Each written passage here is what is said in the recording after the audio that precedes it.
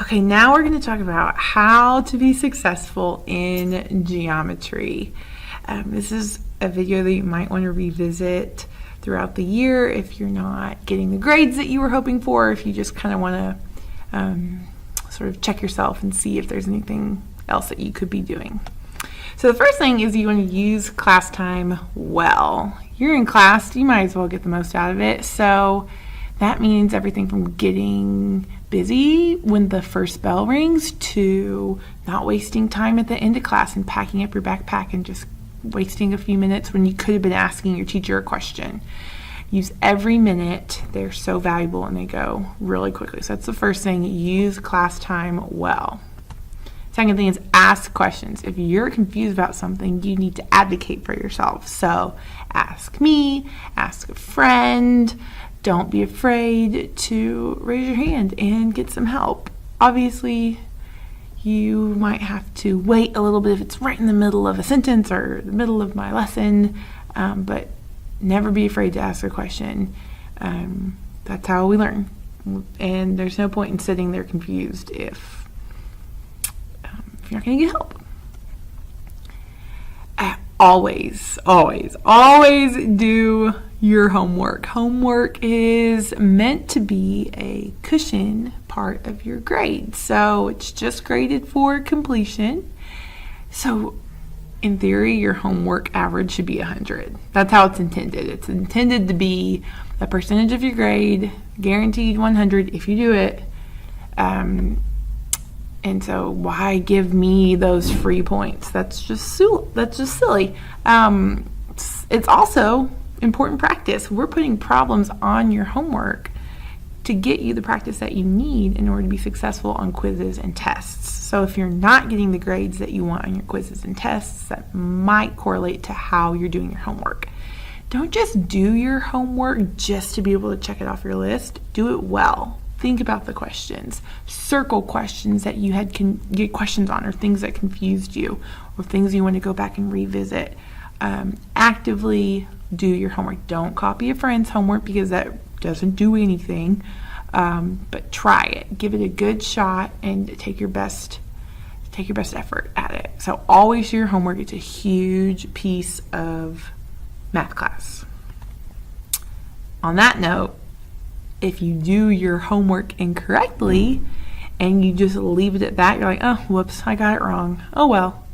You have trained your brain to do that problem incorrectly.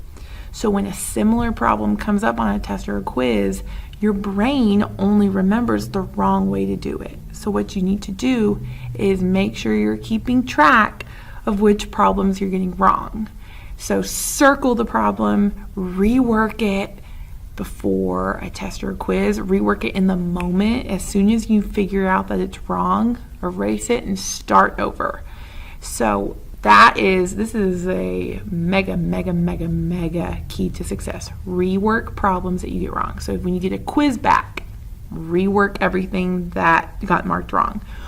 When you get homework, when you check your homework, circle them, make a note, go back and rework those problems. It's the biggest key to success in geometry.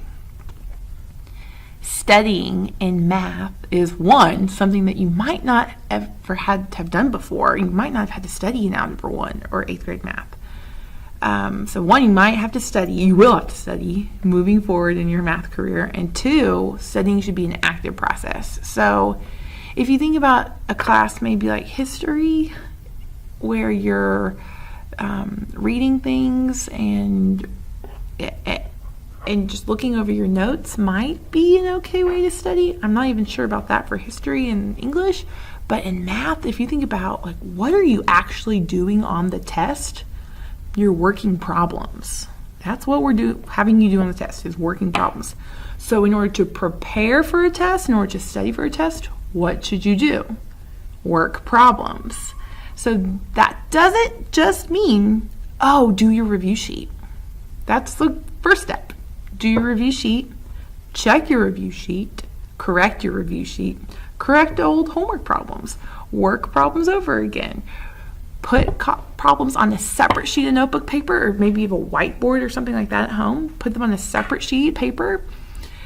put the correct answer to the side, copy the problem down onto a new sheet of paper, and work it independently, just like you're going to have to do on a test or a quiz. I think the most important thing about active studying is, like, if you sit in class all day and you listen to me explain problems, that's awesome. If you watch a video and watch them work a problem, that's awesome. If you come to tutorials and have me work a problem with you step by step by step, that's awesome.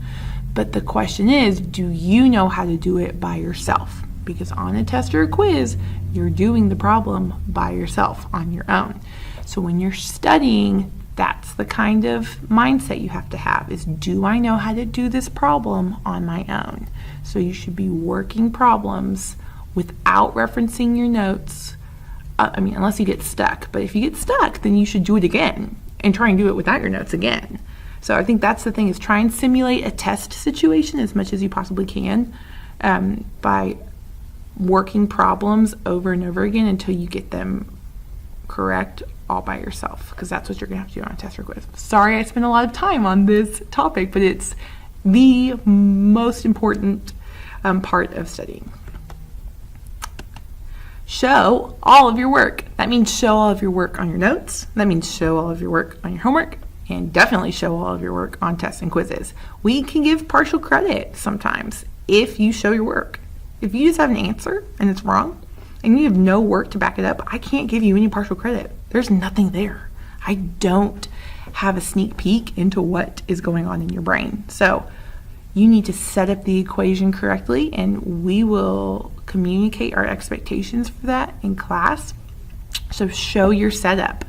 If you need to write it out in words or draw a picture, do that. Don't try and do things in your head that should be written down on paper. Again, if you make one tiny mistake, if you show all of your work, maybe we can catch that tiny mistake and you won't lose all the points. But if you don't show any work, or if you don't show the appropriate work, we can't give you credit, because we need to see on paper what's going on in your head. Another thing to keep in mind is, if you are using a calculator, which isn't happening for every problem, but a general rule of thumb is, if you're typing it into the calculator, you should write it on your paper. If you type something into the calculator, that means you should also write it down on your paper. Time yourself.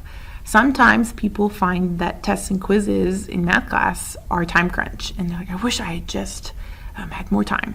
So what you should do is, when you're studying and preparing for the test, you should, again, simulate a testing situation, set a timer, and see how many problems you can get done in an allocated amount of time. So you're used to some pressure, and you're used to a time crunch, and it's not a huge shock and you kind of freak out when you realize, oh my gosh, there's only 10 minutes left. You're used to picking up the pace, skipping problems that you don't know how to do, and going back and revisiting them and using your time well. But if you don't practice that, it's going to be a rude awakening maybe on your first test. So you got to be used to that. Tutorials. I am here in the mornings. I am here after school. Communicate with me. Check the tutorial schedule. Tutorials, we have two types of tutorials in geometry class. There's the come pop in, come ask me a question. Did you have an issue on the homework last night? I can help explain something. Miss Briscoe, I didn't understand this thing we did in class yesterday. Miss Briscoe, I was absent. Can you help me get caught up with what I missed? Or, hey, I wanted to look over my test. Just that casual pop in tutorial. It doesn't have to be anything formal. You don't have to come with 30 minutes worth of questions. If you want to show up for 5 minutes and get one question answered, that's great. I had a kid that loved to come and finish his homework assignment in tutorials. He would come like 30 minutes early to class and just sit there and work on his homework. And as he stumbled upon a question that he had trouble with, I was there to swoop in and help him. So that's one type of tutorials. Another type of tutorials we have is more of like a formal review session, especially in pre-AP, but sometimes in academic too. The morning of a test or a quiz, there are a ton of kids that want to get their last minute questions answered.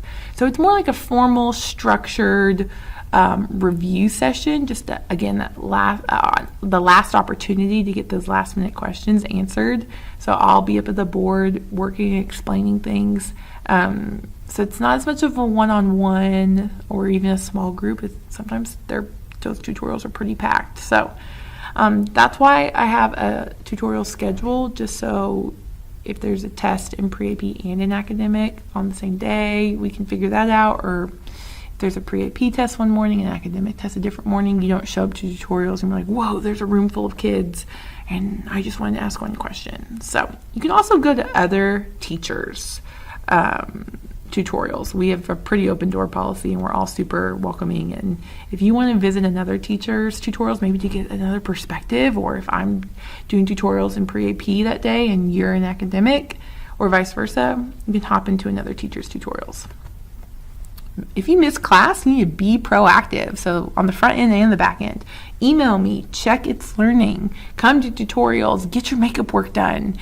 When you miss class, like, you have to spend time getting caught up. And I'm not going to bug you to get that figured out. That's on you. You have to own that. So some kids are really great about emailing me in advance of an absent. Maybe they're absent for athletics or a family trip or something. And then that way they could have a heads up as to what they're going to miss and we can make a plan. Or on the day of an absence, they shoot me an email and we get it squared away. But we have It's Learning, and pretty much everything is going to be in It's Learning. And there's videos and resources. So if you've missed class, you need to be proactive and come get in touch with me. Again, use your resources. You have It's Learning. There's YouTube. There's Google. There's your friends. There's other teachers. There's your textbook. There's your interactive notebook. Oh my goodness. You can flip around your interactive notebook and look for formulas and look for definitions. And what was that thing that we learned 3 weeks ago? I kind of remember it. Flip through your interactive notebook and look it up. We want to create independent learners who are resourceful and who are able to use what is given to them effectively. That's a huge life skill. Instead of having to rely on someone else, you can be independent and resourceful. So there's so many incredible resources available to you, not just the ones that are teacher provided, but the internet is a beautiful thing. You can literally go into YouTube and type in the objective that we learned that day, and I guarantee you there's at least a few teachers that have uploaded videos. You might find a teacher on YouTube who explains things really clearly and you love their videos. Go for it. Watch them. That's awesome. Did you want to take a retest? Did you fail that test? Did you get below 70? Take retests. It is so silly to not take advantage of that opportunity. It's like free points. So take retests, ask to take retests, come look at your old tests, make corrections. Same idea. If you don't correct your original test, those mistakes are going to repeat themselves and you're going to potentially get the problem wrong again on the retest, and it wasn't worth it. So come look at your old tests, make corrections, come to tutorials, and take advantage of retests. It's a nice way to pull yourself out of that pit of a failing grade. So the biggest key to success in geometry is that perfect practice makes perfect. So not just practice makes perfect, but perfect practice makes perfect. If you do your homework and you mess up on your homework, rework that problem until you can do it perfectly, until you can do it correctly. So practice, practice, practice, but do it well and rework the problem if you have made a mistake. I hope that's helpful.